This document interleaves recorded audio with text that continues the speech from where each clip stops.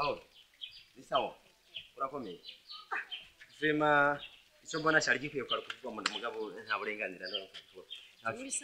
Sawa hanyuma. No kusaba akanya gatoya k'igipande cy'isegonda nakubwira ijana. Akanya rafise gusura kuri parato. Ya. I'm sorry vema. Abujya iyo uri ku modoka uri kuragenda nte ureka kugira ubuvere uri ku modoka. Hanyuma ndakubona ukunyene umeze umengura ikijumbu cyakuriye mu iburi ryari riburitswe neza urumva mu maso ukungene utagase vraiment umengura inumpu yatotse sivyo kubw'ivyo rero nagomba ndagusabe vraiment ugerageze urabukungene kose byoshoboka unkunde kandi vraiment wobwize neza no kwiyumva yuko ndi umuntu akomeye kabisa. Ndagukunda. Yes. Amanda ukarikire mental. Karikire. Wabona ingenesi? Nibyo byamabuye na. Nisiga amafuta ya 20000. Nkunde n'umuntu nageza kunywa icyayi mu gatondo cya misose 5000.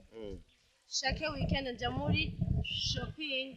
Yes. Hama buri kwizija muri mu kirori cya Big Fizo. Satubi nimba uri play y'ivyo byose. Karibu. Okay sawa none kubw'ibyo ntangorane ibyo turabivugana ariko ushobora kumpa akanimero ka telefone. Kate simu waguze. Ntangorane ariko umana kwazikiza.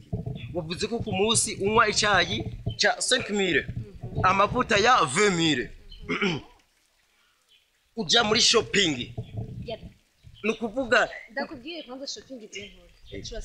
Turasamire. Aha, no kuvuga ngiye guharura ku munsi uvara amahera ngana na 40000. Angahe? Naharuye make? Mega 5 oyandi. Yeah. 500000. 500000. Iyo kuronka ku munsi umwe ubara.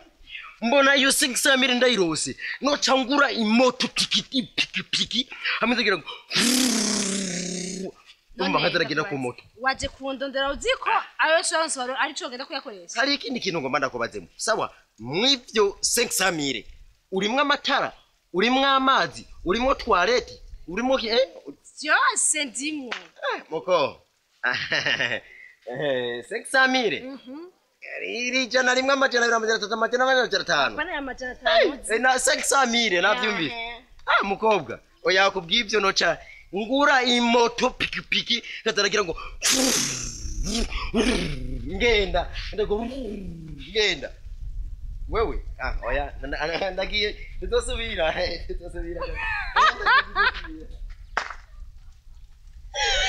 nenda bizikora ingumye gusa ndagukomesheje